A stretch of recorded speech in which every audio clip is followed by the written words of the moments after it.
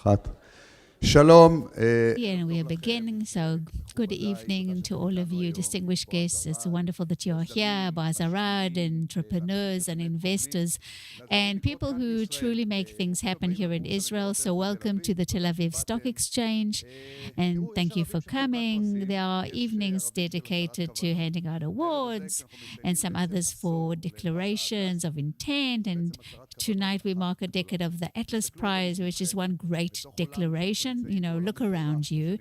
We're in a world filled with uncertainty and global turbulence and technological change happening at the speed of light. And we are standing right here at the very beating heart of the Israeli economy when we are celebrating 10 years of uncompromising excellence. When we talk about the Atlas Award, we are basically talking about that sort of titan who carries all the heavens upon his shoulders. But in in Israel of 2026, Atlas is no longer just a mythological figure, but it's really Atlas is every entrepreneur in this room who decided that no matter what happens on the outside, they will make things happen. They think people who push the boundaries of cybersecurity, robotics, AI, medicine, just in order to leave their mark here in Israel and around the world.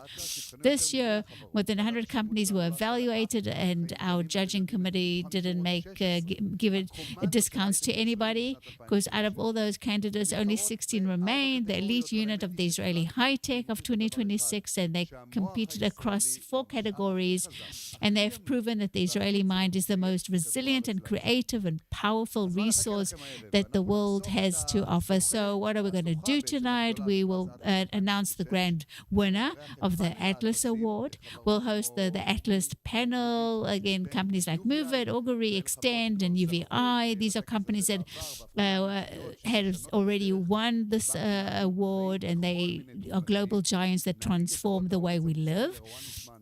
And we'll present the Moral Courage Award to the remarkable Rowan Osman, and we'll hear from the United States Ambassador regarding the strategic partnership that remains irreplaceable. But of course, we have to look into the future, because you'll see Atlas Juniors, which is the great pride of this event. And these are young students who prove that the Israeli future is not only between Gadara and Hadera. They are from the periphery, and they show that wherever there is a dream, again, you can make it come true. People always ask me about tomorrow's forecast, but again, I'm happy. I am always equivalent to forecast and the weather. This also has to do with what we are talking about today. But again, the people, the reshaping reality itself, I would say that my forecast for Israel is pretty simple: clear skies, an open horizon, and technological strength that continues to grow, even at such times, which is so challenging. Look at all the exits.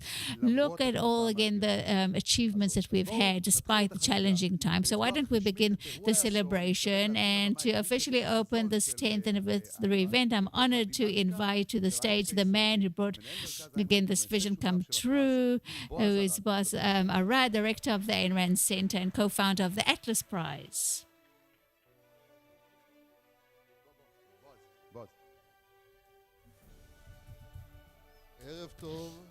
Good evening. Good evening, everybody. I am so delighted and so excited to open the Atlas Award and announce the winners for 2026.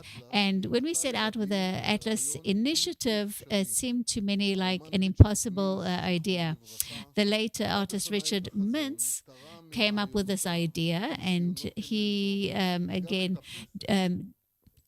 dedicated and actually contributed this amazing statute of Atlas, which is awarded each year. And together with Mr. Carl Barney, you'll listen to his blessing later on this evening, and he supported this initiative. Now tonight, after a decade, we have gathered here for an annual event that is taking place soon after Israel's Independence Day. And I think we can truly say this with pride, that the fact that this evening is taking place is a victory. It is a victory in a number of circles. First of all, in the closer circle, it's again the victory again of lack of clarity, and it is also the victory of the committee. We have 12 experts, again headed by Mr. Moshe Kowalski, who's sitting right here. Thank you so much, Moshe. That basically they wrote down in their diary the meetings of the committee, and they came, and of course there were sirens going on, and they put in so much time and effort, and the last committee meeting lasted for 5 hours, just to put this into perspective. And in the broader professional circle, this is the victory of all the companies that submitted their candidacies, and the finalists who are here with us, and the winning companies who will be with us later on. So again, these companies also, many of their representatives went to reserve duty. They didn't have enough manpower. They had to deal with, again, a very challenging reality, and yet they continue to grow, to develop, to move forward. Now, as far as the national circles goes, this is a victory of the Jewish people and their friends and our friends around the world. Again, this is a difficult historical time when we reached, rock bottom on the 7th of October, 2023, a day that will be remembered for generations to come. But also, out of that day, we awakened out of our complacency, and we did some soul searching, and we decided to build a better future. Now, as far as the global circle goes, I think the state of Israel has proven to itself and to the rest of the world that there's no power that can really break, again, any society that wants to advance and succeed. And while the stock market and the value of the Iranian currency crumbled to dust along, with the noose that axis of evil planned to put around our necks, our stock market broke records. Our currency is getting stronger and stronger. I think we're drawing to us a lot of entrepreneurs and investors. A new world order is forming right before our eyes, and we may not yet know what it will look like in future. But one thing is certain, that Israel has reduced the threats to its survival, and of course, invested in various investors and entrepreneurs. And the common and the key to all of these things is insisting on life and human virtue, and the ability to think and create and invent and act with courage. Now, our ability to be able to support and advocate those people and allow a culture of freedom to thrive and stand firm in the face of barbaric attacks. Now, a quote from Ayn Rand, and as Walt Disney engraved at the entrance to the Innovation Hall at Epcot, which is in Disney World. This is the sentence: throughout the centuries, there were men who took first steps down new roads, armed with nothing but their own vision. So you who are all sitting here, you are those people, you are those visionaries, you are the entrepreneurs, the innovators, and we accompany you on this path to a good future. Thank you so much. Thank you so much to Boaz Arad. Now we will continue. I don't know if some of you were here today or saw this earlier, but again, at least in Channel 10, the economic channel, we deal with innovation, agri-tech, and space, and the global market. And every day I come, I host 8 to 10 people, the very best brains here in Israel. Again, older people, younger people, people who've done it, people who will do it. And every time I'm fascinated, time and time again, at the extent of the innovation, the technology, the wisdom that this country holds and has, amazing ideas that people have. And only a small part, again, were exposed, even in medicine and biotechnology. It's just unbelievable. And, I'm so very moved when entrepreneurs or, again, development centers and hubs that come to me from the periphery, which is, out of the Tel Aviv district, those who do it despite the difficulty, despite the distance, and prove that in the state of Israel, you can actually prove that you can do amazing things, not only in the center in Herzliya and Tel Aviv. Now, if we talked earlier about the Titanic, the titans of today. Today, we would like to talk about those who sometimes come and I host. I had a child of 14 years old, not from the periphery, by the way. We'll talk about periphery in just a moment. And in his free time, with the help of Claude and with the help of AI, he actually developed software that knows how to control drones from afar. And many companies around the world have shown their interest. Again, 14-year-old plays with his AI after school, it doesn't get mentored or taught by anybody professional, but he actually developed this amazing app software that can control drones from afar, not even 14 years old.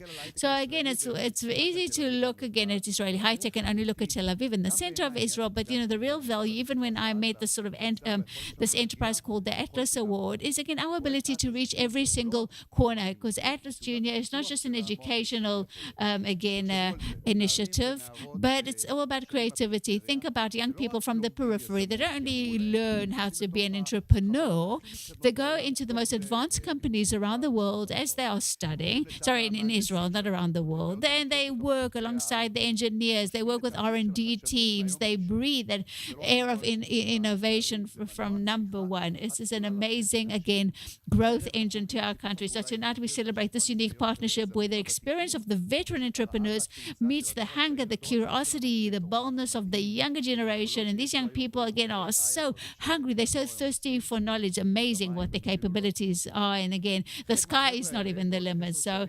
in 10 years' time, in a decade, maybe in a decade, there's an award that these young children might maybe present their exit of the company. So just to tell us about this magic, I'd like to call upon the woman who's again is the director of the Center for the Gifted Students and the Atlas Juniors program with exceptional dedication, ensuring that our next generation is prepared for every challenge, and that is Dr. Alina Lustov. So good evening. Can you just imagine a group of students working again inside the technological workspace of a startup company, developing a drone-mounted system designed, for example, to improve the detection of hostile UAVs, or another team of young students conducting research toward an innovative cancer treatment in the advanced laboratories of another startup company. And well, again, these are participants from middle and high school that have focused on developing a method of antibody crystallization in space in order to improve the effectiveness of medicine. And again, these students again have go into some of Israel's leading startup companies for hands-on learning. They study alongside entrepreneurs and engineers, become members of research and development teams. They lead their own practical project. Now, it sounds like science fiction, right? So all this, it happens really de facto at the Atlas Juniors program, which is a program we founded 4 years ago, and that ever since it's just grown and it has evolved and branched out to new directions. So Atlas Juniors Media, which is again a media and communications track in partnership with Channel 10, we have the Atlas Juniors team leaders that again are graduates of the Atlas Juniors program who lead groups of younger students and gain real leadership experience. We have the Atlas Juniors Pro, which is an advanced program in which students engage in internships with startup companies. And we have the Atlas Juniors Management, which is the new dedicated track for school principals and educational leaders, exposing them to the world of entrepreneurship and innovation, as well as to the modes of thinking and action that characterize startup founders. Now, we have developed Now Lead, a program that enables school students to shape their future through direct exposure to the real world, through practical experience, real challenges, and again, in life itself. So next year, we will open our 5th cohort, and it's that 5th year of our program, and I would like to invite all of the finalist companies that are sitting here tonight to please take part in developing and building the next generation of entrepreneurs in Israel. So, and now, why don't we take again a short peek into what takes place inside the program.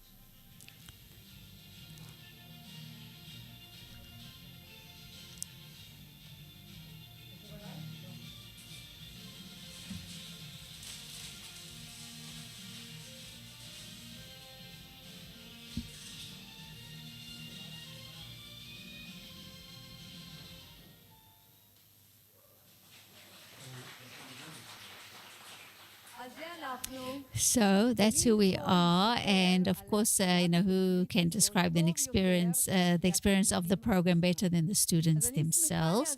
So I would like to invite to the stage the Atlas Juniors students, and they spent their year working with UVI, which was the recipient of the Atlas Award for 2025, and the group developed what is called the UV Rover, which is a smart autonomous game which changes sort of the rules of the game and put advanced scanning technology in your car, anywhere, and with no need for fixed infrastructure. So students, please come up to me.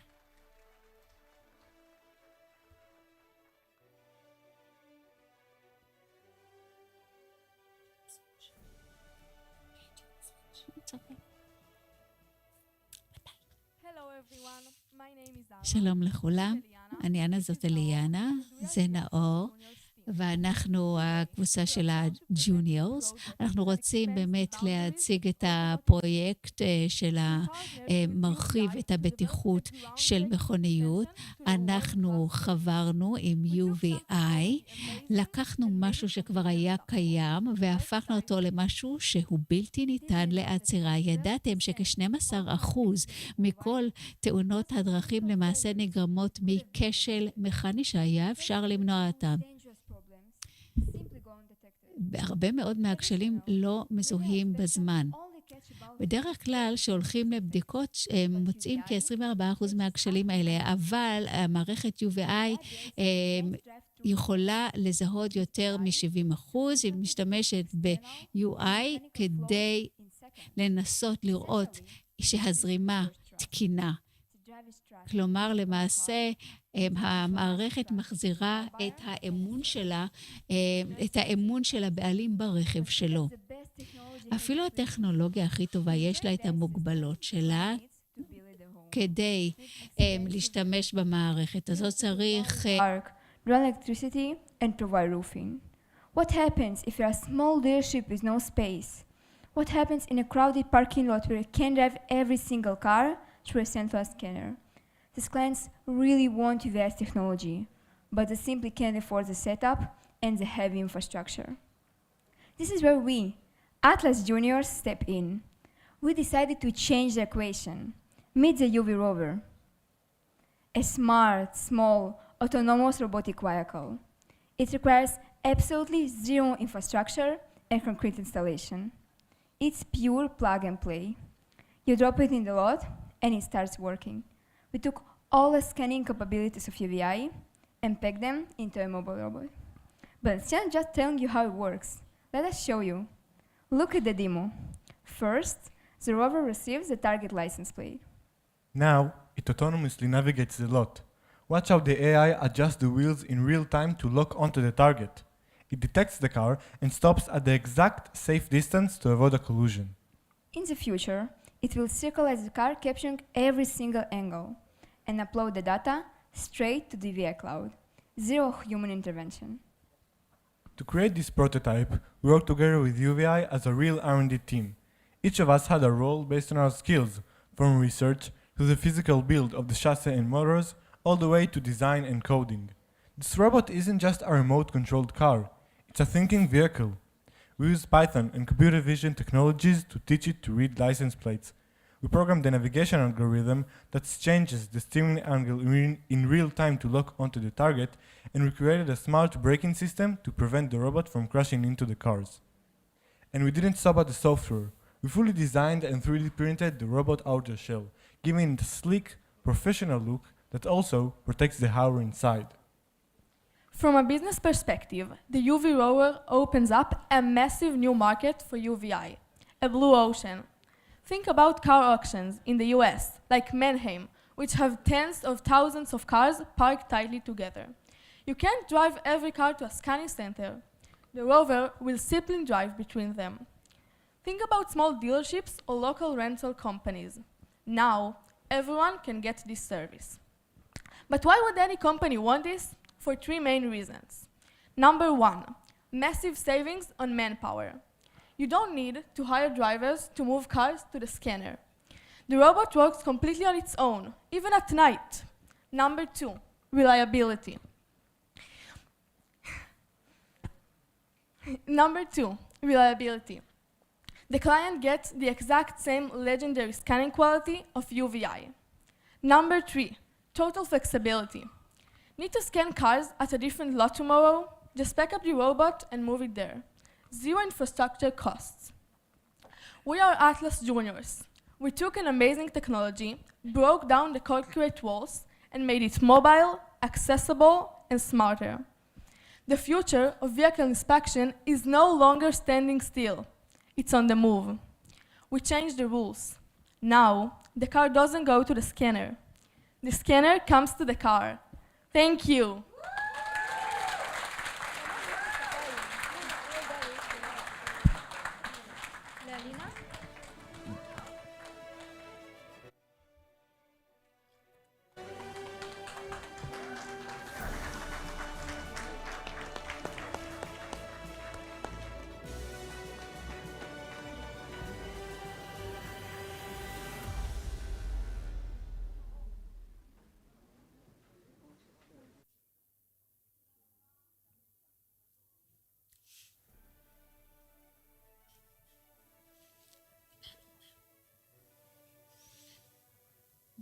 תודה רבה. Thank you so much. זה מדהים. Wow, that was amazing. Did you understand that? Even the technology and, and the creativity, just, even beyond that, these young people are standing here without a teleprompter, with their English, standing with such confidence just in front of you. I mean, just for that, they deserve a round of applause, right? Very impressive. So we continue. Now, if you really want to understand what the Atlas Award is all about, you actually have to look at the people that I'm about to invite to the stage. So this is not just another panel. This is a history of the past decade of the Israeli high-tech, and it's basically condensed into 45 minutes of insight. I call them the Atlases. And again, these are companies that began like as startup companies, very promising startup companies, like all startup companies. They're usually very promising. We usually know those who actually did the exit and they had big sales. But there are some startup companies that we've never heard about, but we usually do sort of place in the limelight those who have succeeded. But now we're talking about companies, global powerhouses that everybody knows. So I would like to invite to the stage Nir Bezalel, who's the CEO of Move It, which is the very first winner in 2016, a company that I'm sure, it's a service basically that you use. I don't think there's one person in the state of Israel and around the world that doesn't use, again, Move It. Even I do when I take the train constantly, by the way, on a regular basis, of course. And there's Gal Shaul, who's the co-founder of Augury, who was the winner of the 2021 Atlas Award, now a unicorn company transforming global industries through AI.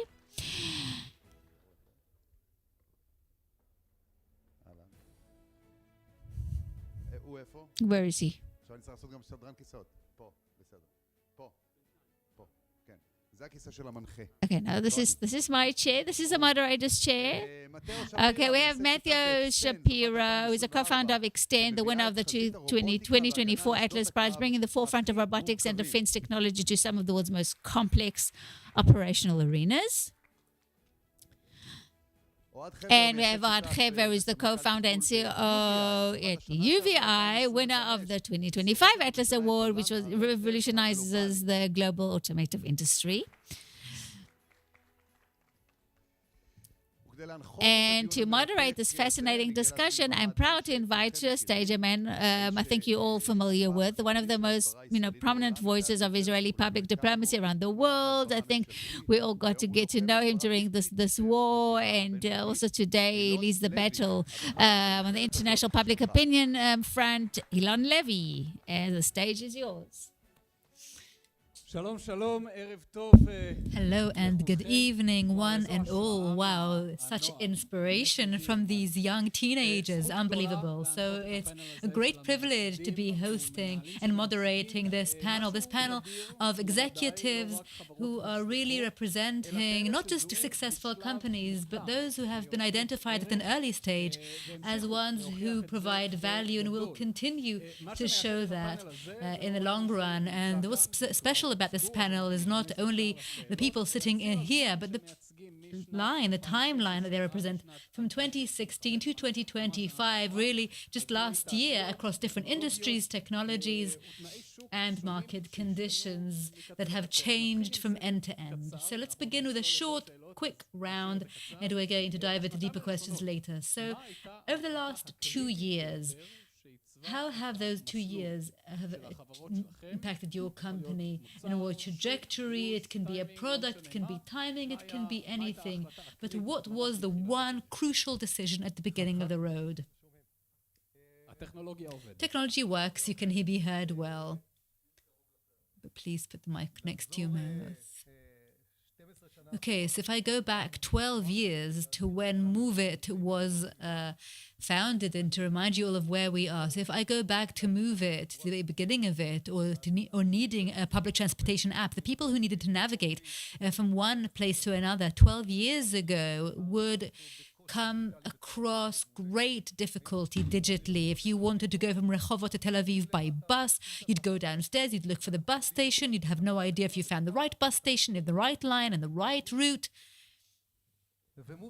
And Move It was established with a very clear vision. We wanted to take the public transportation experience and make it more digital. And if I now connect it to the first 2 years, in order to give a solution like Move It at high volume, at big scale, you need to be able to get to data that is very complex to create and to show it. So in its first years, Move It actually set up a community of 1 million volunteers that helped us to map out every element of public transportation, the lines, the times, the places.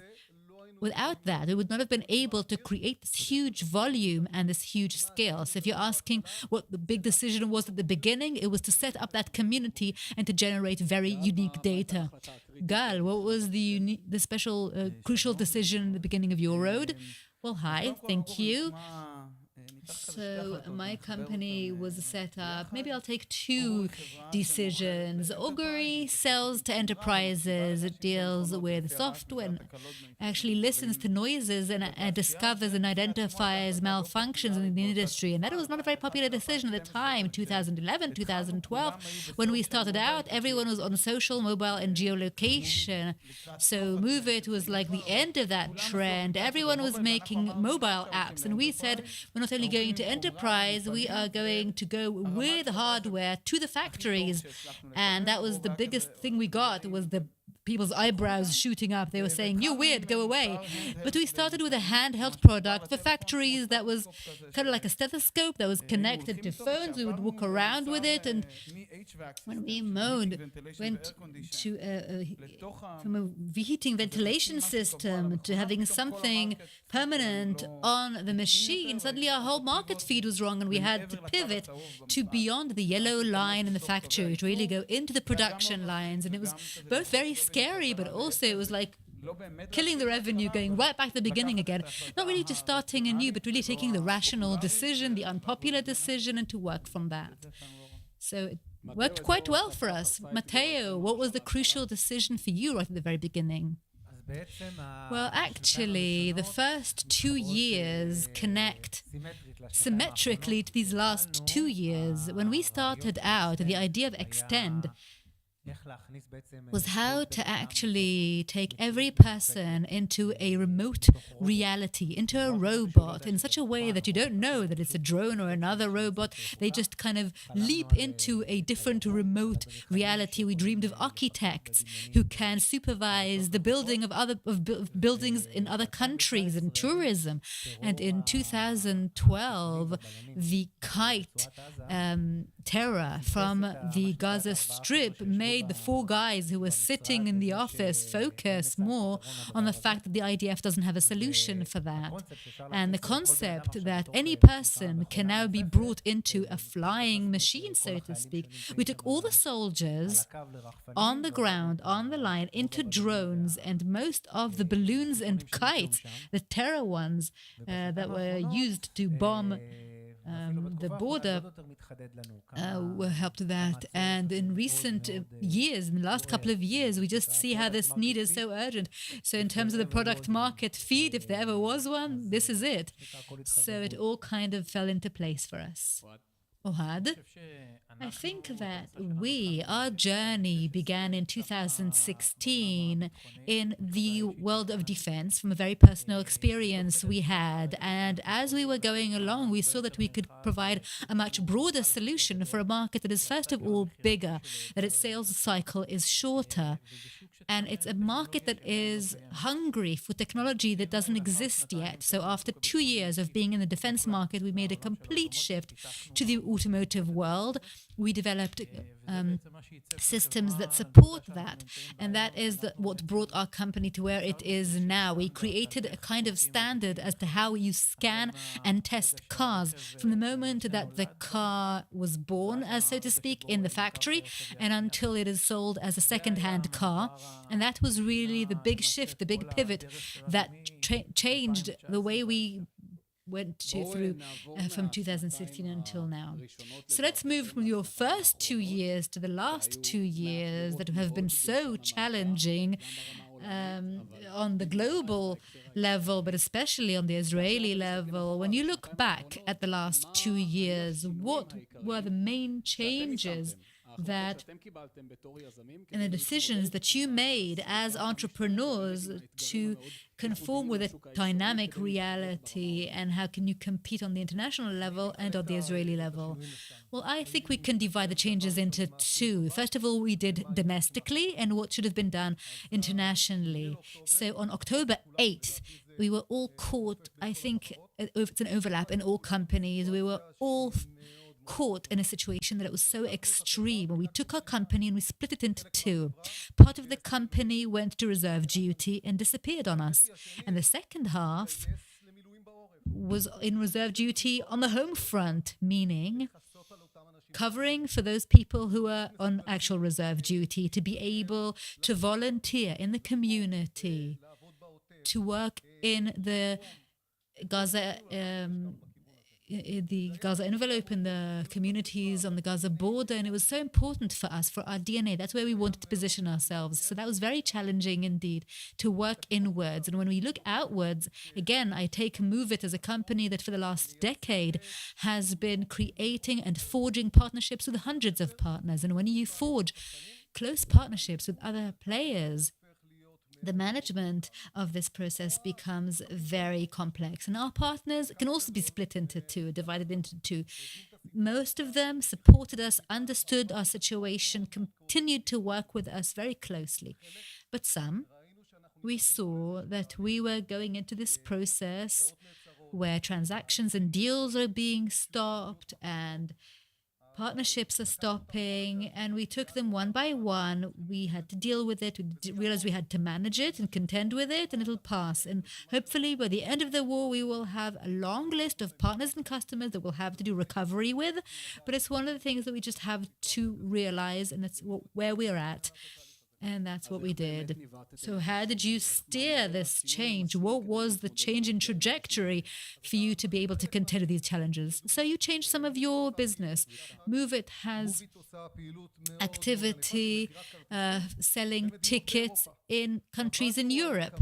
So we worked on a very intense campaign with one of the biggest actors in Europe. And this campaign, we invested hundreds of thousands of dollars in it, and one bright morning it had to be on all the billboards in the same city, selling tickets through MoveIt, a really close partnership. And suddenly on a Saturday morning, I get a phone call from one of those local players saying, listen guys, tomorrow there's a rage day and you are being painted as an Israeli app. So probably most of the screens, most of the billboards will be shattered. There'll be lots of noise, so we have to stop. So, okay, we understood. We managed it. We said, okay, we won't do it. We'll let this pass. It'll take a week or 2 or 3. Things will calm down and we'll be back. And that's what we did. We navigated the transaction elsewhere. We realized that in those countries at that time, we were not able to be active. And in some of these countries, we're still inactive because of that. You have to be able to manage your business, to understand where to push more, where to push less, and ultimately to work through it. I have no doubt that the Israeli companies are winning on an international level when they can compete with fair terms, but unfortunately have to overcome the terms that were not fair. So, Gal, what kind of changes have you been through in the last 2 years? Well, first of all, it's hard to analyze the last 2 years as, just one unit. There were many ups and downs. Let me talk about 3 trends that have affected us. So there was the war, and they talked about 3 months and 6 months, and the very pessimists talked about 2 years.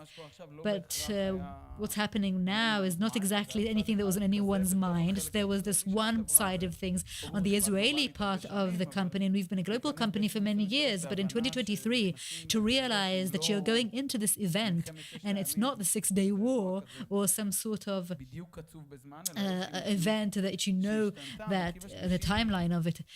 And the other part is the geopolitical situation in the market that we were in.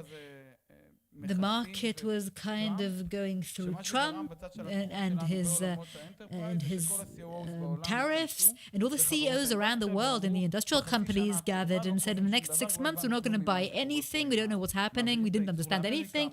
Maybe the production is moving to the United States. Maybe they're going back. So for the next 6 months, we're not approving any deals over $2 million for any technology because we don't understand if we need to build the factories here now or there or continue distributed. So the geopolitical situation, and also AI. AI, that was the third thing, entering into the factories, and within the 3 trends, we had to juggle, we had to understand what we're doing, and just changing the company strategy and the entire tactics. Some of it was redistribution of the business and thinking about, there were some customers who asked us to sign that we are against the war. Here's a form. And I'm like, what does this mean? I don't even know how to deal with this. What does this mean? How do I even, we have high-ranking IDF officers on our team. How can we sign this? What are we going to do about it?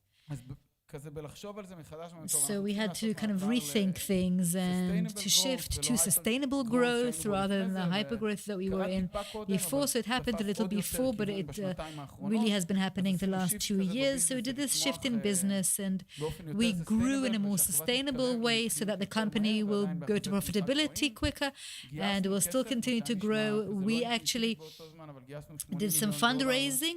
We raised $80 million in order to complete this transition. We needed a buffer. We changed some of the executives, and we built another site in India because we couldn't support our development only being in Israel. 40% of the team was on reserve duty, and others whose partners or child or someone else in the family was also on reserve duty, so that reached about 60% of the team. Someone was away for long periods of time, 5 rounds, 6 rounds, and also the exchange rate, the US dollar to shekel exchange rate. So we had a site in India. We also changed many people in the leadership. Some of us as entrepreneurs stepped back from the day-to-day management and started to think more innovatively, because we figured that if the company is only going to be in operations, it'll be very hard for us to function. So these are very hard, complex processes, and you really come face to face with your values and decide where you go. Matteo, did you also have to contend with purity tests during the war while the entire company was fighting on the war front? Well, for us, I can say it was very clear-cut. 2 events. First, October 8th, so to speak, understanding where we are, realizing where we are in Israel, realizing that you can't be complacent in the defense industry in any way. And the second thing was the AI revolution, that from what we understood in Extend, It's not just a competitive area business-wise that our rivals are trying to use everything they can in order to do what they need to do, and that we need to be on the forefront of technology. And thankfully, Israel, it has a great advantage in that respect on one hand, but on the other hand, as we can see now on the northern border, and in many respects, the technology is still a little more forward and more advanced than we know with robotics. Robots are capable of more than the IDF is using them for, the customers are using them for. The market is still very conservative, but at Extend, it was very clear-cut for us. We had to take the concept of taking people, replacing people on the battlefield with as many scenarios, and to really go full force with it. And we've been focused on that ever since. Maybe we won't need to draft the Haredis if robots can replace them on the battlefield. So, Ohad, what's been happening with you the last 2 years? How have you overcome the challenges? Well, I share everything and agree to everything that my friends here have said when it comes to October 7th and everything that we experienced over the last couple of years. We really had to do many adaptations. I don't think there was like a magic potion, a magic formula as to how to contend. Our company, we have a hardware-based solution. At the time, we still had Israeli vendors, and as Gal said, when you have a hardware-based solution, you need to see how you can make magic out of nothing in order to really make sure that you continue to manufacture and continue to sell. And we found alternatives, and now the system production is, that's mass production, it's mostly in the United States, but it's something we had to contend with. And as Gal said, is the whole world of tariffs. Ultimately, components come from around the world, and you have to deal with your manufacturer that has to pay the cost. And there too, you have to find alternatives. And I can say that in the context of the war, one thing was very clear, and we could see that when you're a global company and when you have a very big Israeli site and a very big US branch, the resilience people have here is something you don't find anywhere. An employee that goes on Zoom, and during the Zoom there's a siren, and they run to the safe room and they tell the people in the other end of the Zoom, just wait 5 minutes, we'll be right back. And they come back 5 minutes, 10 minutes. No, you're right. The home front will be upset with me. But that's something that's really just so unique to us. And I want to touch upon one more thing as well, the matter of AI in the last 2 years. It's really accelerated. And I think that the dynamics have changed between the world of production and development and the product world. In the past, in development, we had to characterize, we had to see how to build things, and it took a lot of time and a lot of money. And now it's something that's quite quick and quite cheap. And now the bottleneck has become the product, because there are so many opportunities that we can already implement. So that's what we've tried to do over the last 2 years. I want to ask you a question about a challenge that perhaps you talk about as something obvious. Within all of these struggles and challenges, the tariffs, the AI, and everything else, and the war on October 7th, that you've all actually made this shift from startup to company, a proper company, and it's a big cultural change. What was the hardest part for you in the transition from startup to company, Nir? Well, first of all, I think that MOVEit moved from startup to company in 2020. We were bought by Intel under the umbrella of Mobileye, and that de facto was the process that actually changed our company's status. And as the executive, as the leadership, we were quite worried about how to manage within this. And 1 or 2 weeks after the acquisition, we sat with CEO of Mobileye, Amnon Shashua, and we discussed how to keep going. How can we manage ourselves under such a huge corporation and not lose the ability to manage ourselves as a startup, because that's what brought us thus far. And Amnon said, look, I was where you are 5-6 years ago. I was also bought by Intel. And one of the things that we realized together with Intel is that, okay, guys, you bought something, this thing is working, let it keep working, enjoy it. They know what they're doing, and that's exactly what happened. At the end of the day, MOVEit got under Mobileye and Intel the ability to continue being autonomous and independent. We are conducting ourselves as a company on our own. And if you're asking what it's like to transition from startup to company, I still tell my people we're a startup and for all intents and purposes. Continue to be agile, continue to try things. If we start being a kind of cumbersome, clunky, bureaucratic company, we will not be able to produce. So we need to continue being with a startup mindset.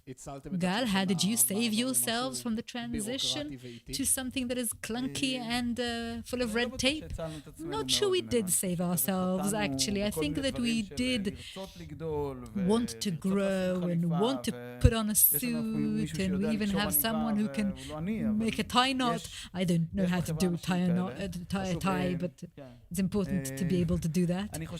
And I think that the one thing that we needed was because we remained independent, we had to adopt some things because we didn't want to remain in the bubble and say everything else is around us. There were all sorts of decisions that we had to make along the way. And it's just like around your 10th year, 11th year, 13th year, you're like a teenager, you deal with all sorts of difficulties. And I think that at some point the trust moves from personal trust, from between people to trust in the system. And really, if you look at it politically, then you have to go back to trust in people. But basically, you need to have a trust in the system. We realize the processes themselves are very robust and they allow you to just run on ahead because the process is amazing, not because it doesn't exist, because it's small enough and you could gather everybody and just kind of shake them, but because the system really has its own triggers that build it. And the decisions are very transparent and they can really let you go out to everyone. And this transition from, okay, there are founders and you can trust them and we can look to them and wherever they go, everyone follows them with their eyes, but really you need to have trust in the system at that point. You need to know that the mechanism can really generate itself and can really generate innovation on its own, and you can have some competitiveness in the company. Which team worked harder? Which team brought more, value? And I think that really connects to what happened in Move It, to really preserve a founder's mentality in the company rather than founders who tell you what to do and to take the parts. And I think that really was easier said than done. But when we did manage to do it, then we could really see the motion, the movement, where you take this mass of several hundred people running along together, but also moves, in a speed that can only allow startups to move left and right. And what about you? Were you able to kind of preserve the startup culture, or did you become sort of institutionalized? Well, we really are waving the banner of running to innovation, of remaining cutting edge. That's really our essence. Here at Extend, the challenge is still before us. We're going to go public in just over a month. Congratulations. Thank you. And really, the way we see the challenge is, on the one hand, to conduct ourselves as a public company that can predict income, revenues, report problems in a transparent way, but on the other hand, to also maintain that spark, the innovative spark. And as we promised our private investors to also promise the public that on the one hand, we will continue to succeed on the dry level of revenues, but also to develop the next generation of technology, which is a challenge. And I'm assuming it'll be much harder under a public facade, so to speak, than a personal company that doesn't have to report anything, but we still have to see. And Ohad, how have you changed culturally in UVI? Well, obviously, as the company grows and develops and brings more contracts and grows in terms of the headcount, it becomes a challenge. But I think that the DNA of combat mode, that when you need to get on board, everyone's on board, is something that we have managed to preserve. And I do want to say that it's very challenging, especially when there are two large branches, both in terms of the cultural gap between them and how to bridge it, but to preserve something that has a startup DNA at its core. And we always say that we have a kind of unwritten 10 commandments. And when you need to do something, everyone gets on board. And I think that's something that we have been able to preserve. And obviously, when you grow and you scale, you have to adapt things because the technology changes and the market changes, and so does the business model. But it always becomes a challenge that you have to contend with. Well, we're about to wrap up. Actually, we are a bit over the time. So please answer very quickly. exactly the next question. We have finalists here in the audience. When you won the Atlas Award, and when you look back at companies in their early stages, what is the one trademark, the one moment that makes you say, you know what, this company has the potential to become really big? So very briefly, entrepreneurs. We are looking at many companies all the time. The companies that we see entrepreneurs in that are able to look deeper, stronger into the vision with great passion. These are the companies that have greater success potential. But I think that we really have to put that side by side, alongside that passion, because sometimes entrepreneurs fall in love with the idea. They fall in love with it, and they go to all kinds of places and get to so many points. Because they're so passionate, they can't make the adjustment. Entrepreneurs that are also able to pivot on the way, to make changes in the market, that will be a mark of success. Because if we see the entrepreneurs that are hungry and able to make a change, a combination of both these things, which is quite unique, that will create a very interesting company. I agree. I'd like to add that when you look at science fiction, often they were right exactly about the technology. If you look at Blade Runner, exactly that. All the technology they said was coming, came. All the use cases were off. They had no idea how the human race will change following what this technology will actually bring. And when you see entrepreneurs that are courageous enough, that are a bit, psycho, a bit half-baked, but they do see this flip of what's going to happen to humanity due to the technological changes. And if there's anyone here who thought in 2022 that 70 AI researchers will bid for buying Chrome from Google, come to me later and talk to me. But amazing that we had this flip. We're going to buy General Electric. What do you mean? Those people who can imagine how this technology will flip and find value in it, that's where we're going to see something that's entrepreneurial, that's kind of very lonely, because on the one hand, you sound half-baked, you sound a little insane, but it's the only way to drive it forward. I agree completely. I just want to try and maybe expand on that. I think that ultimately, the team, the solution, and the timing, that's what you need. The team in terms of when we look at the demand or the supply, and aside from the entrepreneurs, to know where the team is stronger, where the team is weaker, to make sure that there are no traces, replacing people, moving them a little if you need to. It's very important for the company to have its team really united. And a solution, as we've said, sometimes we need to pivot, sometimes we need to change what we attack and how, and to do it with courage. And also, in terms of this pivot, the timing. What is the timing for each thing, and to try and direct yourself there. I think that none of us, when we started out, really knew what was going to happen. I mean, hindsight is so easy, but as you're going along, you need to challenge yourself. You need to be able to predict things as much as you can as the time goes by. And if you're still working and developing, you need to be able to predict and look into the future. And I think that entrepreneurs need to be able to see around them. There's always kind of the nucleus that you started with at the beginning, but you need to also look at the changes. What kind of changes do you need to do? Because the world is so dynamic, and certainly in the Israeli market, everything changes. So don't worry about failing. Failing is part of the road. It's part of the journey, and that's perhaps one of the strongest things. Okay, thank you very much, all of you. We have really gotten a glimpse, not only into success stories, but also into how value is built over time and uncertainty and pressure. I don't know if Ayn Rand would have wanted me to say that your success is our success, because your success is your success, and we don't want to call it our own. But thank you very much. Thank you to the audience, and have a good evening.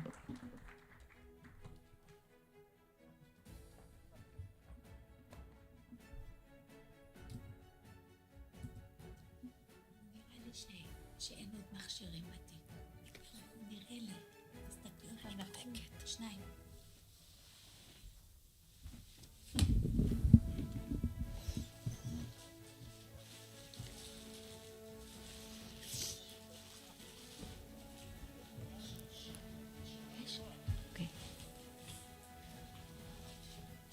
חד. תודה ענקית A לנבחרת huge thank you to the שלנו, Atlas על הסטודנטים panelists מאחורי for this הקלעים של behind the ההצלחה של scenes כל sort of אחד look ואחת at success. מהם. תודה לאילון And לוי thank you to על ניהול Elon פאנל Levy for מרתק leading such this ולתובנות. thoughtful and הוכחתם insightful לנו שוב discussion. I think שהחזון once הישראלי again proven הוא that the המנוע Israeli vision החזק is one of the ביותר most בעולם. אנחנו powerful עוברים עכשיו engines of לחלק בערב innovation שבו in the world. הטכנולוגיה Now we move to והכלכלה a part of the נכונות evening להעיף where מכולנו technology and דבר חשוב לא פחות, economics הרוח make room האנושית. for something a bit פרס אטלס different, the חוגג human חדשנות. spirit. מרכז איין ראנד הוא And the פרס Atlas אטלס Prize מאמין celebrates שחדשנות innovation, לא but the יכולה Ayn Rand להתקיים Center and the ללא Atlas חירות. Prize also וללא believes אומץ that the לעמוד על innovation האמת, cannot גם exist כשהרוחות without מסביב freedom סוערות. and without the courage to אות stand האומץ for המוסרי truth, מוענק בחתונה even שנייה when the לאדם winds around שהוכיח us are stormy. Now, the שמילים Moral וערכים Courage הם Award, לפעמים now הכוח presented החזק for the ביותר second year, שיש honors an לנו מול individual who has הדיסאינפורמציה demonstrated that והשנאה words שיש and מסביב. values and moral השנה clarity האות can הזה become a מקבל powerful משמעות force עמוקה במיוחד against שאנחנו מציעים אותו disinformation and hatred. So לאורן this אוטמן, year, על the העמידה, award carries האמיצה particular והבלתי deep מתפשרת significance שלצד האמת as we ולצד present it to ישראל. Rawan Osman מול עולם של for her brave שלם and של uncompromising לחצים. stand for בואו truth נראה and for סרטון Israel in the קצר face על of פועלה immense של רואן. pressure and hostility. Let us watch a short video about Rawan's extraordinary work.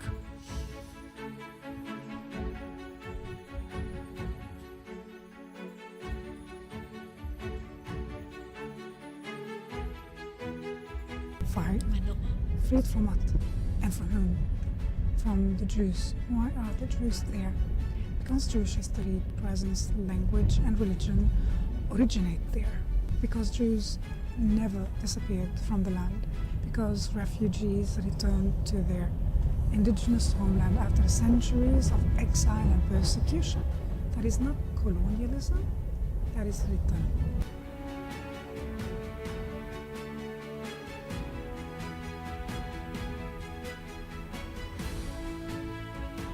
I'm half Syrian, half Lebanese. I lived in 4 different Arab countries. I speak Arabic and I speak Hebrew.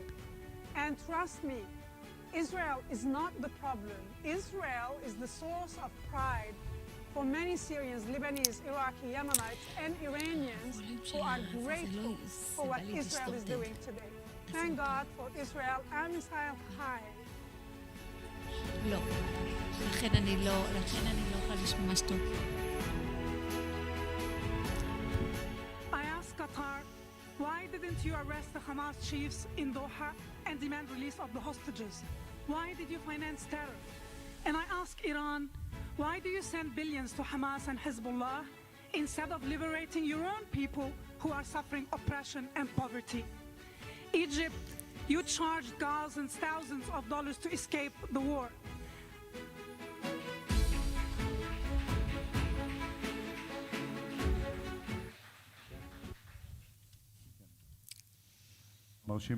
Very impressive. So let's present the award and speak about the meaning of moral courage in our times. I'm honored to invite to the stage Dr. Michael Kaufman, who's an entrepreneur, physician, scientist, and longtime supporter of the Atlas Initiative.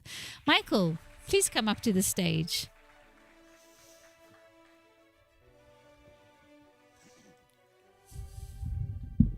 It's a terrific honor to be here כבוד הוא again. לי להיות כאן, The שוב. beginning of this Atlas Juniors project and the Atlas Award, which I've been involved in a long time, and to be a dual citizen of America and Israel. One of the heroes of tonight is Rowan Osman, who was born in Syria, raised within a world shaped by deep hostility towards Israel and the Jewish people. And her life journey took a profound turn as personal encounters, independent thinking, moral reflection led her to challenge the assumptions and dogmas which she had grown up with. Over time, she transformed, you transformed, from someone shaped by fears, prejudices, and anti-Semitic influences surrounding her into one of the clearest and bravest voices confronting anti-Semitism, Islamist fanaticism, and tribal hatred in the Arab and Western worlds alike. Through public speaking, writing, media appearances, personal testimony, and great bravery, she has become a force of moral clarity, illuminating the dark spaces where conspiracy theories, superstition, ideological fanaticism, and hatred of Jews continue to fuel violence and jihadist attacks against Israel and the free societies more broadly. her story, your story, is not only political, it's deeply human. It is the story of an individual willing to question inherited beliefs, accept difficult truths, and stand publicly for reason, freedom, and moral responsibility, despite intense pressure and personal risk.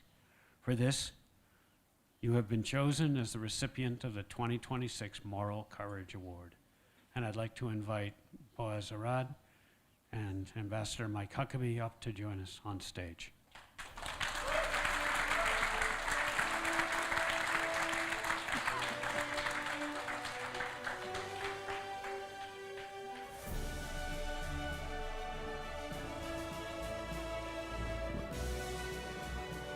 We can say a word about this award.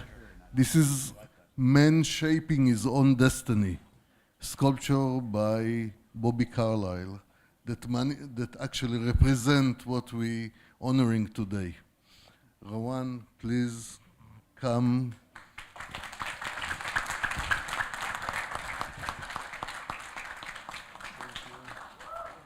So much to meet you. It's an honor. Congratulations.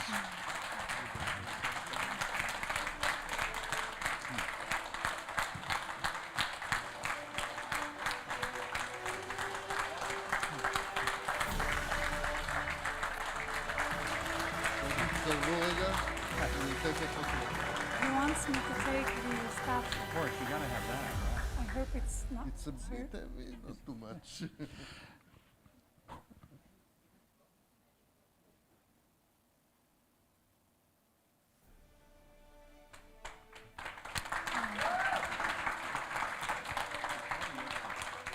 Thank you.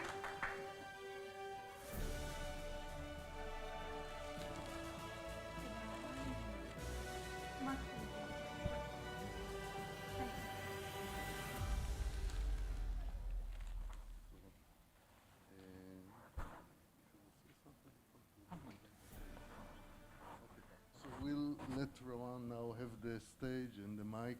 Thank you. Thank you. Thank you all.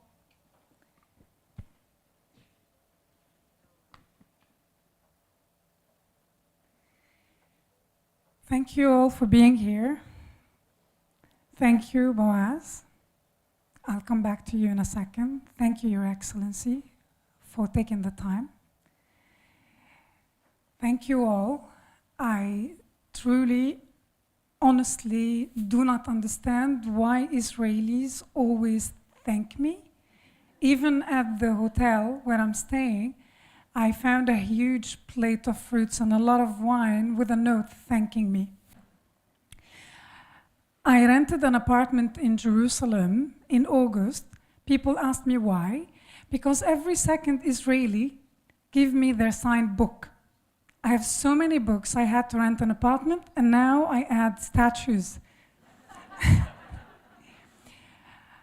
I do not deserve a thank you, but this award will be a reminder for my grandchildren of how absurd our reality was. I've been to Israel only after October 7th, and I've been more than 20 times. My family is only תודה לכם. אני עדיין לא יכולה לומר את הכל בעברית, אז באנגלית.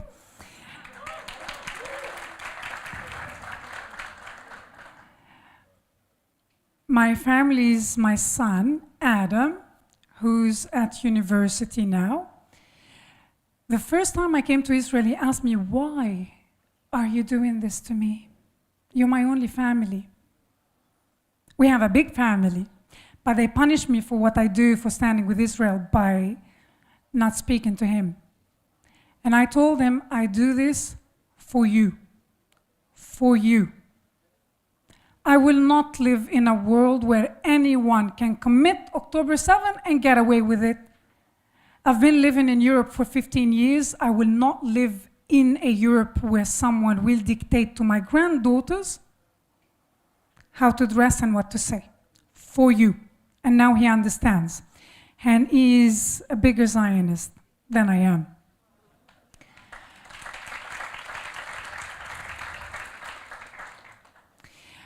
I would like to seize the opportunity to emphasize the importance of social media. Up until October 7th, I thought it's a waste of time, because most of the time it is a waste of time. Except when we wrote a paper on Hamas's self-representation post-October 7th, and we realized how important social media is, I became an influencer. I do not post about my lifestyle, bikinis, nail designs, and cakes. We can influence public opinion, because this is exactly what the so-called axis of resistance is doing to us.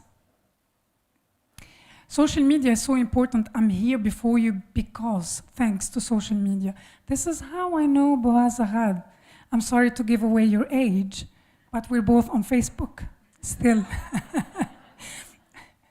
I'm also elsewhere, and this is how I bypass something very interesting for you to learn about. Since Israel became a country and the Arab countries that waged war against it lost, they implemented a strategy to boycott Israel, and they embedded in most of their basic laws and constitutions anti-normalization laws and policies forbidding people-to-people contact between the citizens of those countries and Israelis, even abroad. I'll explain. A Lebanese, an Algerian, a Kuwaiti meet an Israeli abroad, they're not allowed to talk to them. In London, in Sydney. So I do agree with Antonio Guterres.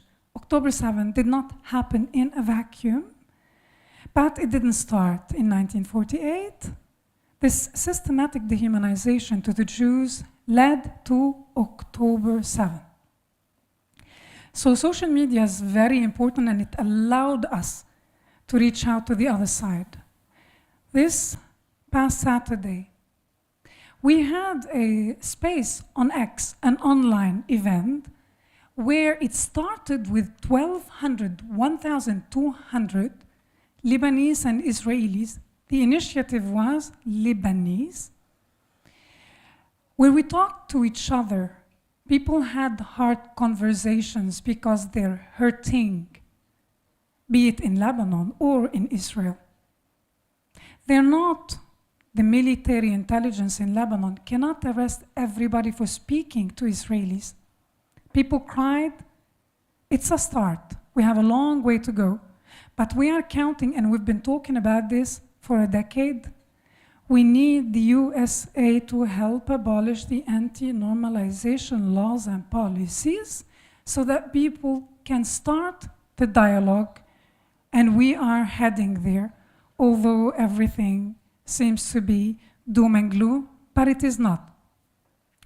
I'm making a documentary, again, based on the request of some Lebanese, to introduce the Israeli narrative that's been omitted for decades in Lebanon. And this is a study case. Not only the Lebanese will see it. So I discovered a few interesting people. I learned that you, sir, are the economic attaché. Did you know that Israel had an economic attaché in Lebanon between 1982 and 1984? I met him in his house in Herzliya, and he told me many interesting stories, including the Lebanese were importing Israeli bananas. The world was a bit different, and all these efforts were aborted. But I'm going to tell you a story, and I was hoping more youngsters will be here. It seems they had enough today. But this is recorded, so you're here. I'm so proud of you, by the way. I want you, if you meet miserable older people who tell you we tried so hard for peace, it doesn't work, I want you to know that most of what we are fighting against is ignorance. You know, when I was your age, when I was a teenager, I was one of Hezbollah's biggest fans because Israel occupied South Lebanon. Nobody told me why Israel went and created a buffer zone in South Lebanon. So when I'm making this documentary, I stumbled upon a story. And I called this lady called Smadar Haran in Nahariya. And I asked her for an interview. And she said, I haven't given, nobody was shocked ever. I'm a public speaker, only here. Welcome to Israel. The Israelis cannot be controlled. So I called Smadar Haran, and she said, no, I haven't given an interview for 25 years. And I wrote to her, listen, I grew up in a culture that celebrated Samir al-Quntar when he was released in 2008. I'll tell you his story. I told her, I grew up in that world. You will tell me your story because I have to tell it to the Lebanese. Samir al-Quntar in 1979, that cursed year, infiltrated the Lebanese borders by sea together with his terrorist colleagues. They went into Smadar's home, took her husband, Danny, at the time, and her 4-year-old daughter. She hid in the attic with her 2-year-old daughter and the neighbor. They didn't have electricity because of all the grenades that had been thrown in the building. So she exited from a different place, and she found a neighbor in distress. They crawled in the attic with a toddler. They tried to stop the toddler from crying. Smadar accidentally suffocated her daughter. She thought her daughter slept. Her daughter died. Meanwhile, Samir Quntar and his colleagues took her husband and daughter to the beach. They shot Danny in front of his 4-year-old daughter, and then they didn't shoot the girl. Samir, my apologies, but I am a storyteller. Samir smashed the skull of the 4-year-old with a rock, according to eyewitnesses. Then he was badly injured, taken to the hospital, treated. Since 1979, he stayed in Israeli prison until 2008. After 2006, after Hezbollah kidnapped Israeli soldiers, and thanks to that operation, Samir al-Quntar was released. Samir Quntar was celebrated a hero. I remember children lining up on streets, waving flags, celebrating his release. Al Jazeera threw him a birthday party, live. They threw him a birthday party. During this space on X, I asked the Lebanese, and I told the moderator, give the mic to everyone to speak. Do you know what Samir al-Quntar did? Did you celebrate his release? Yes. Do you know what he did? Smadar told me this story. You know the most amazing thing about Israel, what Israel's enemies will never understand? Israeli resilience. This is not a cliche. Smadar is a psychotherapist who remarried Yaakov, who's a psychotherapist. She specializes in treating traumatized children, and she had 2 daughters again. Now this is Israel for you. I would like to briefly say, I meet politicians, parliamentarians, diplomats. It's always frustrating because, as we say in French, langue de bois, they're like robotic and parroting. I want to say that it is an honor for me to be associated with Your Excellency, with Ambassador Mike Huckabee, even if for a moment in Tel Aviv stock market. Not only because you're the American ambassador, but because you are a mensch.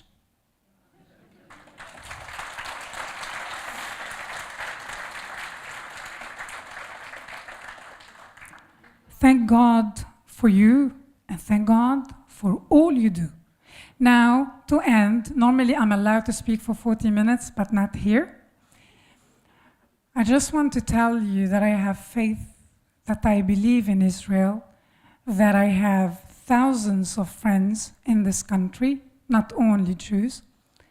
I know that we are in a very, very, very low point, unprecedented, but I know that Israel will prevail. I know the same way I know my son will be fine when I bring him during wars with Iran. יהיה טוב, יהיה בסדר. It's not a coincidence that you are here, whether you're religious or not.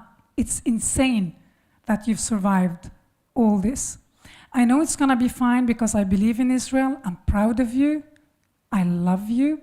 And I want to tell you, recently, 2 days ago, an Israeli thanked me.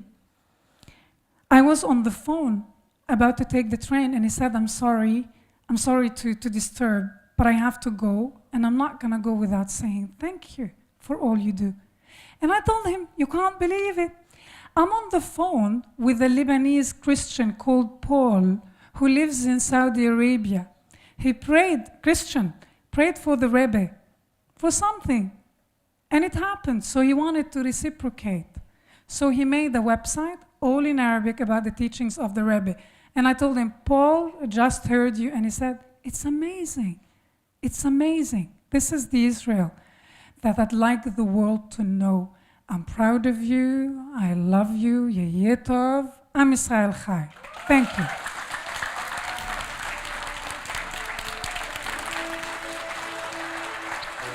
I love you. Yeh tov.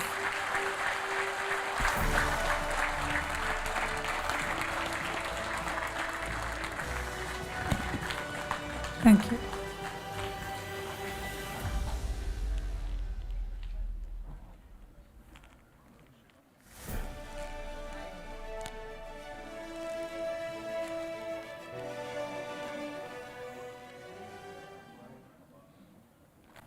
Ladies and gentlemen, distinguished guests, entrepreneurs, students, and friends of the Atlas Award, I'm delighted to greet you this evening and to congratulate the Ayn Rand Center Israel and the entire Atlas Award team on this, the 10th anniversary of this remarkable celebration. I want to acknowledge the presence of Ambassador Mike Huckabee. Mr. Ambassador, you honor us with your presence tonight.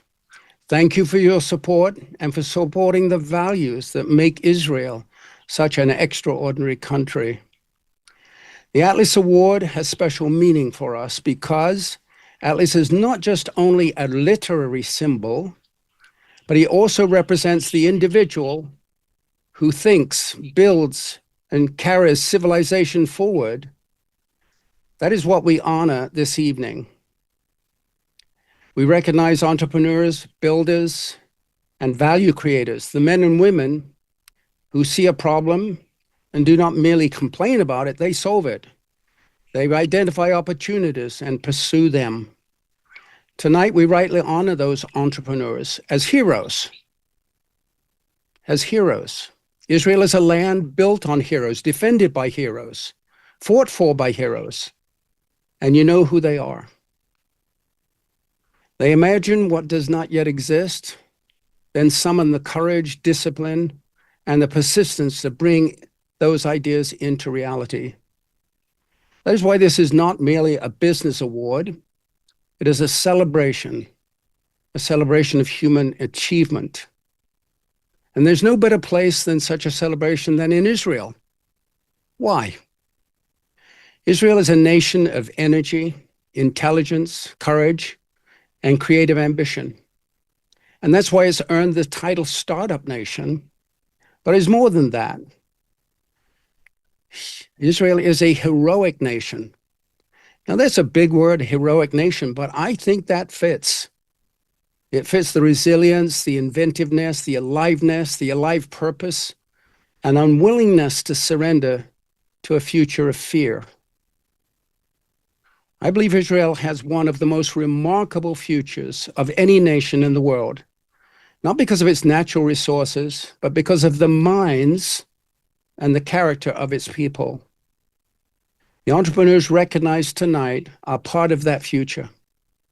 They create wealth, but more than wealth, they create possibility.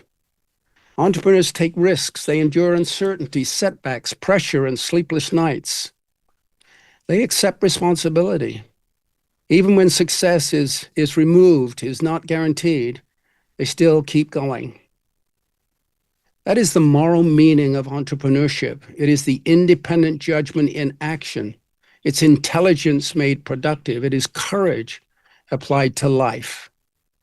The companies represented here are solving real problems and creating value, not only for Israel, but for the entire world. Every startup, every breakthrough, every success begins with an idea. An idea. And with the person who refuses to let that idea remain just an idea. I'm especially pleased that the Atlas project includes students from Atlas Juniors. Young people need to see concretely what success is, not luck and not magic. It comes from thought, effort, discipline, ambition, and productive work. They need to meet the men and women, the tenacious men and women who are building companies, creating value, and shaping the future. To the founders, innovators, and students here tonight, you are torchbearers of progress. You are helping build prosperity and a better future for people. That is the spirit of the Atlas Award. I want to thank you, Boaz. I want to thank the Ayn Rand Center Israel for their leadership and dedication. Also, my thanks to Richard Mintz, the judges, the sponsors, supporters, and everyone who's helped build this award over the past decade. I'm proud to be a founder of this marvelous project. Ayn Rand was a great champion of the entrepreneur. She understood that producers, creators, and builders make the world a better place for people to live. She would be proud of Israel, proud of this award, and proud of the men and women we honor tonight. So, congratulations to the winners, finalists, entrepreneurs, students, and all of you who are part of this remarkable project. May the next decade of the Atlas Award be even stronger, more productive, and more inspiring than the first. Tonight we celebrate not only success, but the remarkable men and women who create it. Thank you and congratulations, and have a wonderful evening. Thank you. הדובר היה מר קרל ברני, שותף לפרס האטלס בעצם במרכז האין רנד, שתומך בפרויקט מיום היווסדו.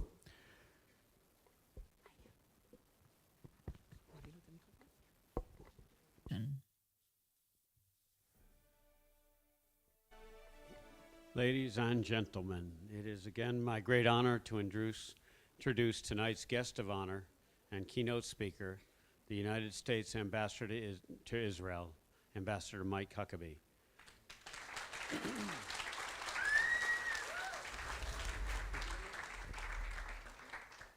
Throughout his public life, I should say your public life, Ambassador, Ambassador Huckabee has been a steadfast friend of Israel and a strong advocate for the values that unite our nations: freedom, individual initiative, faith in human potential, and the belief that innovation and courage can shape a better future.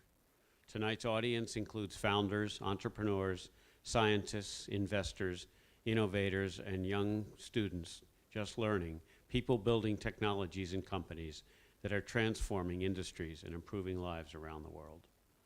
I believe there is a deep meaning in having the Ambassador of the United States with us this evening at a gathering dedicated to Israeli entrepreneurship and the power of free minds to create value and to improve human flourishing.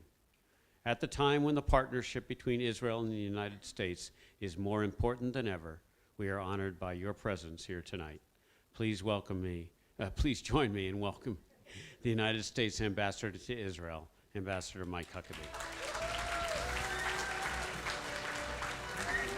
Thank you very much. Thank you. Michael, thank you very much.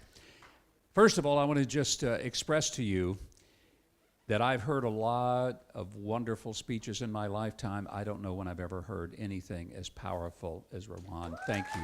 Bless you. What an honor to meet you. I've been to a lot of award ceremonies, and I've watched many on television, as have you. The Oscars, the Grammys, the Emmys, the Tonys, all of these awards. And people come up and they're given a statue that looks very much like that. But I've never seen anyone receive an award that was more deserved, more appropriate, and more significant than watching Rowan get this reward tonight for her extraordinary courage. Thank you. Thank you. As soon as I finish speaking here tonight, I have to leave and head to the airport, fly to Washington, D.C. for the next 3 days. We're going to be dealing with the people, both of Israel and Lebanon, and trying to see what kind of future could be built. And Rowan, I realize you need to come with me because, honestly, I know of no one on the planet who has a more vital, important, and personal message that could change the atmosphere that we're working on. I look forward to introducing you to many of the people that I'm going to be working with over the course of the next few days, because I honestly believe that your perspective is one of a kind. It's the one that we need to hear much more of. It is not a story of animosity and bitterness and hate. It is a story of reconciliation. But more importantly, it's a reconciliation that is based on truth and fact and reality. Right now, across the world, there are people who blame Israel for pretty much everything. If something goes wrong, must be those Jews. I can say that I'm not a Jew. But I don't blame the Jews for what's wrong in the world. I certainly don't blame Israel. I blame the people who have believed a lie that is destroying entire nations, dividing families, and causing the death of many people for no valid reason other than they were just in the way of the hatred that some people have decided to live by. When I think about these incredible young entrepreneurs, and as I walked through tonight and met many of them, had pictures made with them, had them share with me their projects, I got to realizing I'm meeting some of the future billionaires of Israel. Some of these young people, maybe they're 15, 16, 17 now, but give them just probably a very short period of time, and in their 20s, we'll all be wanting to borrow money from some of them. So I want to go ahead and get their names and phone numbers now. And that way I can say, I knew you when. Great things happen because people don't look at what is, they look at what could be. The great hockey player Wayne Gretzky was once asked, why are you so much better than all the other hockey players? How do you know where to be on the ice in order to get the shot that wins the game? He said, well, I never skate to where the hockey puck is. I skate to where I think it's going to be. When I see these young entrepreneurs, I'm not looking at people who are looking at the world that they have and say, that's it. I'm looking at young people who see the world they have and say, we can make this better.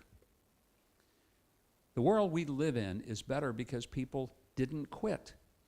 Many people don't know that Thomas Edison, who is credited with creating the light bulb and the phonograph and so many wonderful inventions that we take for granted and upon which became the foundation for some of the greatest technological advances in the history of the world.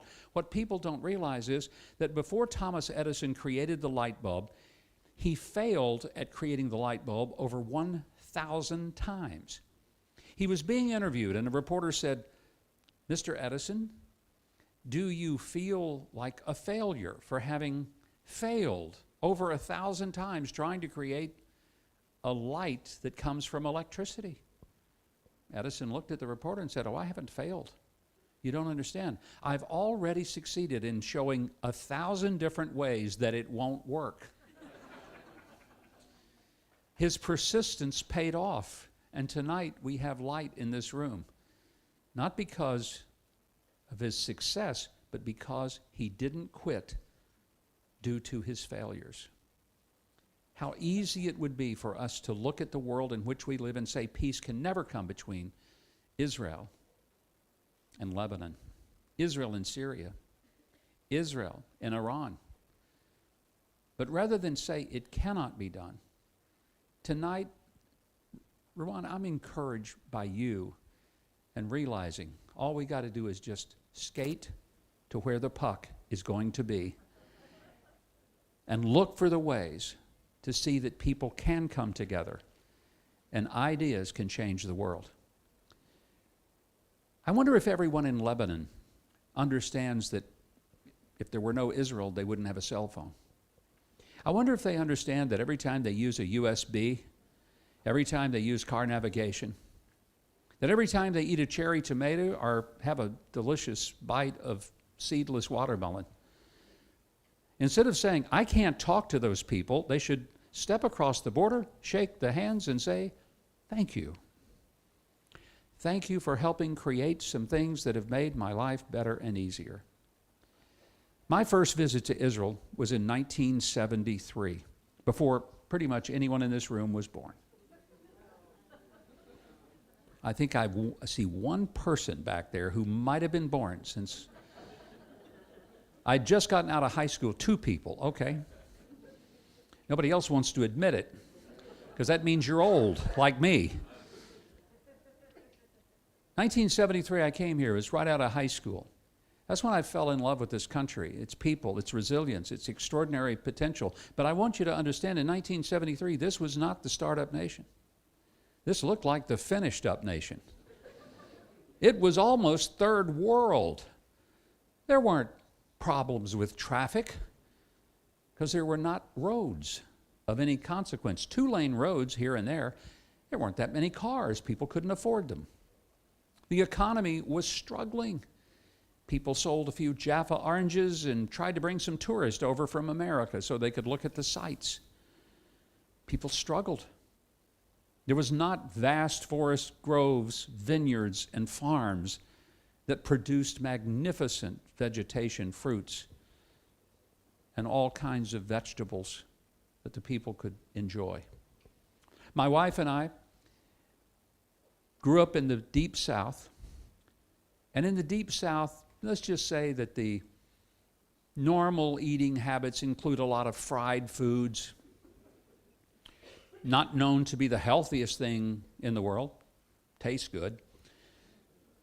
And we were sitting at the residence after having been here a couple of months, after my appointment and after I'd gotten settled into the job of being the U.S. ambassador. We were sitting and we were talking about how different the food was in Israel because it is so healthy. All these fruits and vegetables, all fresh. And I looked at my wife and I said, "You know, this healthy eating is going to kill us." But it isn't. Between 1973 and 1981, I couldn't wait to someday come back to Israel. In 1981, I started bringing groups of people here. And over the years, I brought tens of thousands of people to come and see this land for themselves. I'd been to Israel over 100 times before I got that phone call from President Trump. He called and he said, by the way, to understand President Trump, he doesn't ask you, he tells you. And it's one of those things, I get the phone call out of the clear blue. Never had the conversation with him. Wasn't looking for a federal job, honestly. I was living in the private sector, living a wonderful, good life. The last thing I thought about, needed, or wanted was to take on some job and move halfway around the world. I loved coming to Israel, but I liked to do it 2 weeks at a time and bring people in and take them home. Had never thought about living here permanently. He calls, he doesn't say, would you or could you or would you think about? No, he calls and he says, Donald Trump, you're going to be my ambassador to Israel. You're going to go. You're going to be ambassador there. You're going to be great. You'll be great. That's how it happened. There was no way I was going to say no to him. Number one, you don't say no to President Trump. Number two, if he'd asked me to do anything else, be a cabinet secretary, it didn't matter what it was, I would have said, no, sir, thank you very much. I love my life, and I'm enjoying it, and I don't need a federal job. But when he said, you're going to be ambassador to Israel, I realized that it truly was, as said in the book of Esther, for such a time as this. And I felt it was for me an Isaiah moment. Here am I, Lord, send me. I came because I believe that there is an opportunity to see something that was not even visible in 1973, 53 years ago when I first arrived here. Because it was not the startup nation. It was anything but. It struggled. And its people did not look like, if you just looked around, that they had a terrific future. Nobody would have imagined that in the economy facing war on every side of them, they would have an economy that actually had growth in the GDP. I want you to understand, nobody does that. It doesn't happen. Since October the 7th, the stock market, here we are in the Tel Aviv stock market, the stock market has grown over 100% in Israel since October the 7th. That simply does not happen. Some of the greatest inventions, technological advances, and entrepreneurs live right here. And they provide and produce the things that change the world. And most people in the world don't even realize that it was here, in the land that so many people want to point their fingers at and hate, that their lives have been made better through better medicine, better agriculture, better technology, better defense mechanisms, better ways of living safely, better automobiles, all sorts of ways. An Israeli bought a farm down in the Negev. And it was back years ago. It was nothing but rock and dust, and it was absolutely barren and worthless. But he believed in Israel, and he believed that God had brought him here to make Aliyah, to do something special. He put in drip irrigation on this little farm that he bought. And within just a short period of time, that desert began to bloom, just like it says in the Bible. And what was nothing but rock and dirt became a lush farm on which he was producing beautiful and delicious vegetables and fruit. One day his rabbi came out to see him. And the rabbi said, "Oh, my son, what you and God have done with this farm." And the farmer wiped the sweat from his brow and looked at the rabbi and said, "Yeah, Rabbi, well, you should have seen it when God had it all by himself." It is a wonderful reminder to all of us that yes, this is the land God gave to the Jewish people 3,800 years ago. He gave them a place and a purpose, and today we see it fulfilled every single day in front of us, and it is something to behold. But I also want you to know that while God, without a doubt, has his hand on this land, and I see miracles every single day here, I also know that he didn't do it without the sweat and the extraordinary heavy lifting done by the people of Israel. I hope that people like Rawan and I will be able to join hand in hand with our Israeli friends and say, we want to help you build a better world where if you're born in Syria and grow up in Lebanon, one day you wave the flag of Israel and you say to the people of Israel, thank you. And a kid like me who grew up dirt poor in South Arkansas, in a family where no male above me, not one, had ever even graduated high school. To be able to live the American dream, travel the world, and one day serve as an ambassador to a country that I fell in love with 53 years ago. This is a remarkable place.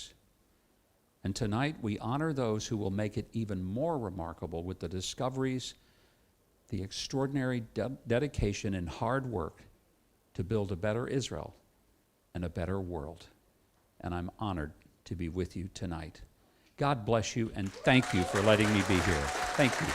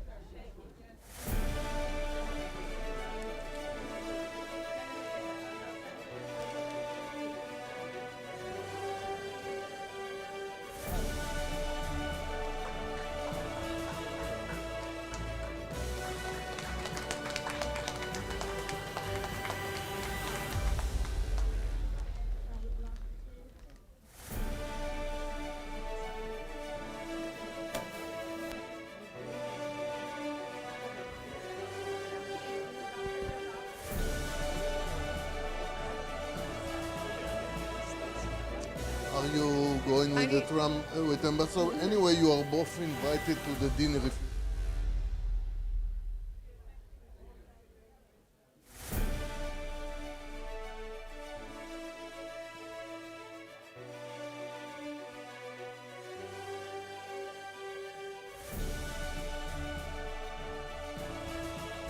תודה רבה, תודה רבה. Thank you very much. תודה רבה, ועכשיו... Thank you. And we will now move on to the actual award ceremony. I would like to invite Mr. Moshik להתחיל בהענקת הפרסים.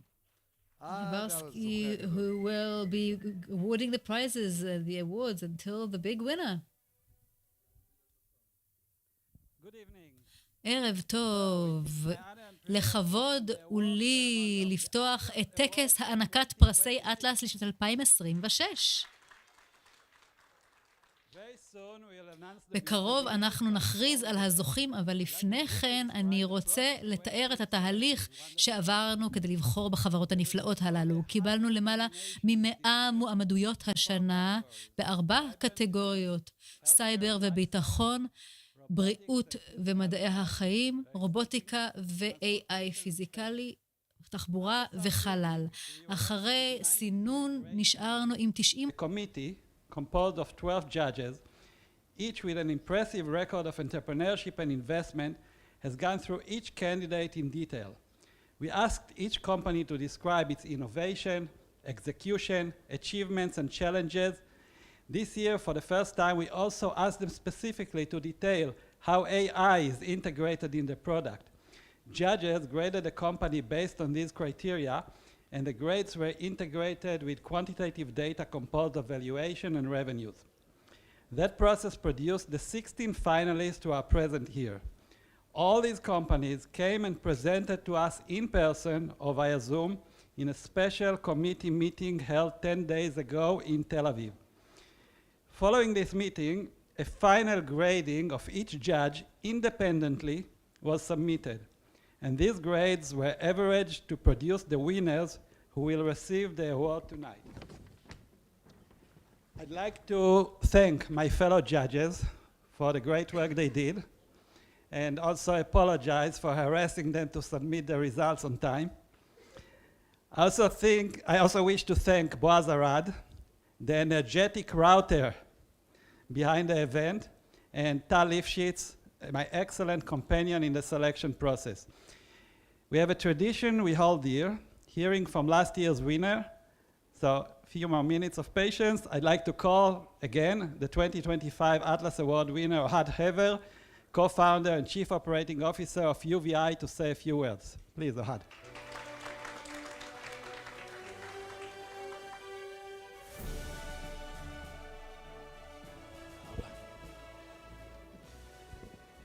קודם כל, ערב טוב לכולם. זה מאוד מאוד מרגש. אני אתחיל ואומר שזו זכות גדולה להיות חלק מהמפעל הזה שנקרא. Part of this enterprise, the Atlas Award, including the Atlas Junior and Buzz and Elena, the founders. You are remarkable. So thank you. It's always exciting to see how such a small country can export and create so much uniqueness, so many technologies, and to conquer so many segments in the world. And I think you'll agree that over the last few years, it really only just hones our purpose, and our banner goes before us all the time. And a little bit about UVI and how we have been progressing these last few years. We continue to reach new heights with new segments, new clients, big companies like Hertz, Amazon, companies in the auto industry like Toyota and Volvo and many others. And we are very happy to be part of this wonderful thing called Atlas. And more than that, to be able to provide the younger generation with the tools so that they will be able to keep going, and they'll be the ones who will follow in our footsteps and will continue with all this very important work. And on this optimistic note, well done and congratulations to the winner, and good luck to all the other contenders as well. Thank you. Thank you very much, Ohad. וכעת הרגע שכולנו חיכינו לו. בואו. I'd like to invite at my side to the stage to share this exciting moment some of my fellow judges. Gil Hod, please. Inbal Sheinfeld, Dr. Sharon Shacham, and Tal Dory. I also would like to invite Boaz, Alina, and Eran Bartal, Chief Editor of Channel 10, the Economy Channel.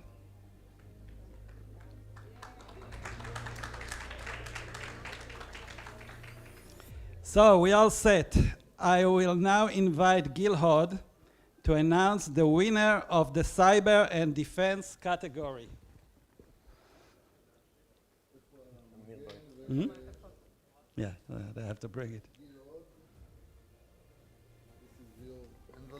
Thank you.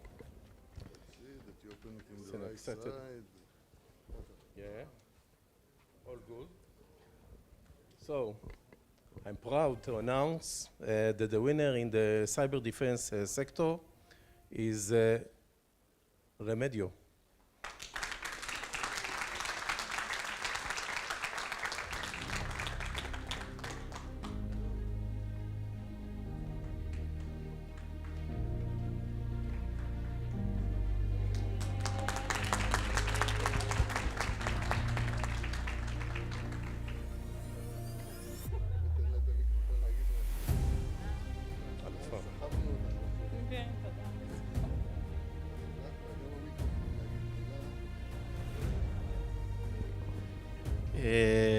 כן, מאוד מרגש לקבל את זה. It's so exciting to receive this award. Thank you all so much. Being here is incredible. Seeing all the speeches that were given here, we're very moved. Thank you so much for selecting us.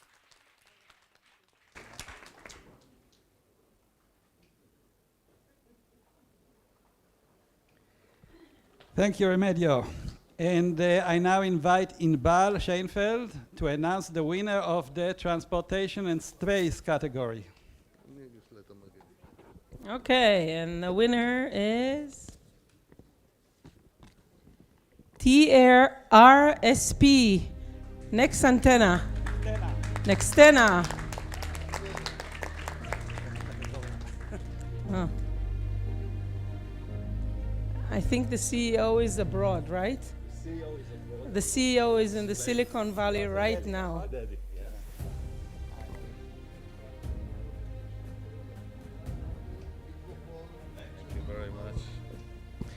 Thank you very much. It was an extraordinary evening, especially the award of Rowan, which is something very touching. And we are very grateful for this award.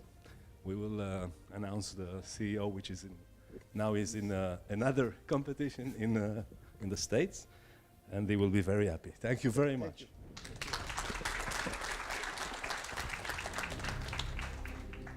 Thank you, Nextena. And I now invite Dr. Sharon Shacham to announce the winner of the Healthcare and Life Science category. Okay. Excited to announce that the winner in this category is Navina. Yay! Yeah.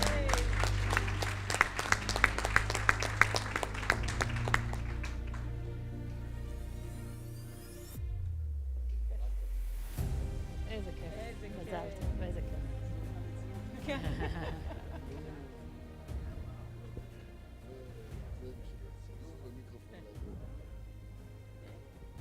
Thank you so much. This award actually belongs to the 20,000 doctors that use the Navina platform Copilot every day, and to the incredible Navina team. Thank you, and thank you for this.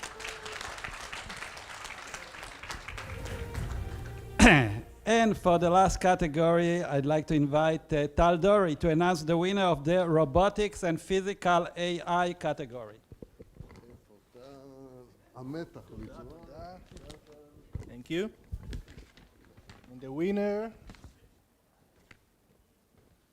for Robotics and Physical AI, Halo Technology.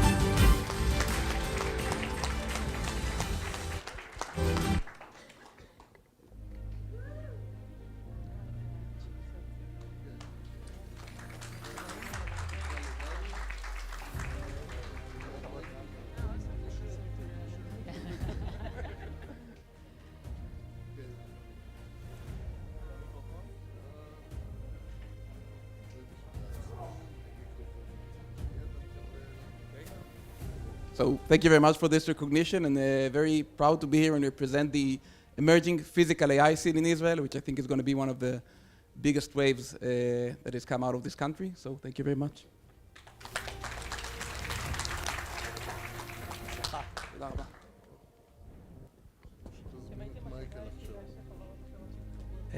I'd like for the final award, for the big award, I'd like to invite Dr. Michael Kaufman to the stage.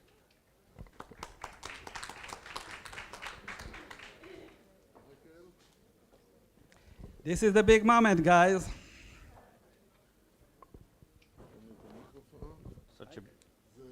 Such a big moment, I can't open the envelope here. Boy, you guys really... This is like a joke. We need a company to work on envelope opening. Yep. Okay. There we go. Now we need IDF training. This is. It was so good.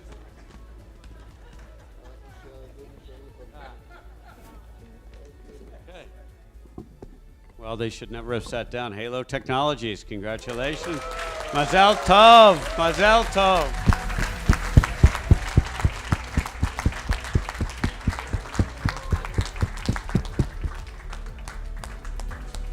Worth waiting for. Well, thank you very much. Okay, so maybe I'll say a few words about the company. So Halo is an Israeli semiconductor company. We develop edge AI processors, so bringing AI to the physical world around robotics, drones, which was mentioned here quite a few times, cameras, industrial automation, and many other fields. This is, as I said before, a big revolution that is coming, and I think it's going to be one of the most impactful technologies that for society, hopefully for the better. And again, thank you very much for this recognition.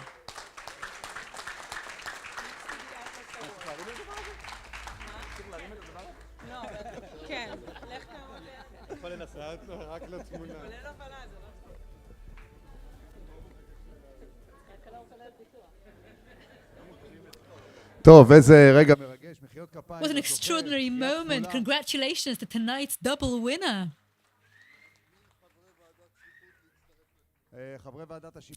Will the judging committee members please join us for this photo op? You worked so hard. So if you're not on the stage yet, please come up on the stage.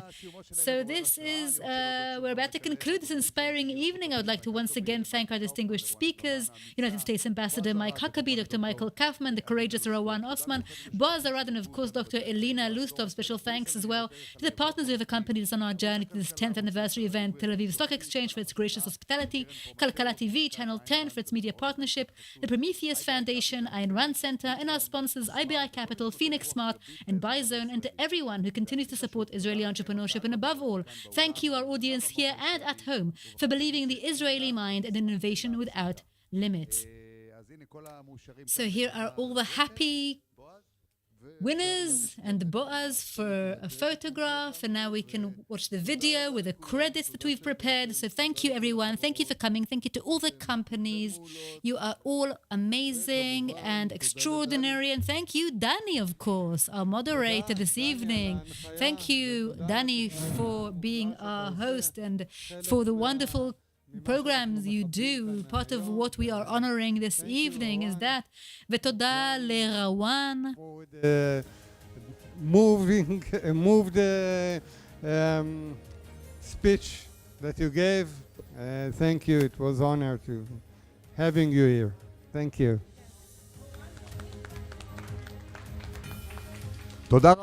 Thank you all very much. We'll see you next time.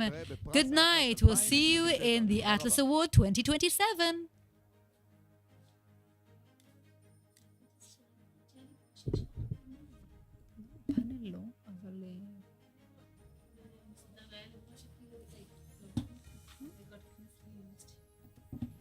לא, את צודקת שהיה כתוב 8:30 שעת סיום, אבל... Here we are. You can go ahead if you want. I'll make sure that everything is פה בסדר.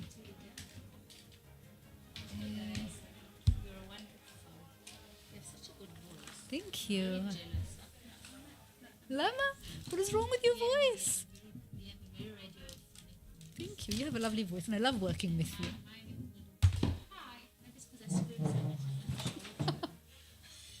Poor children. No, I'm sure you don't.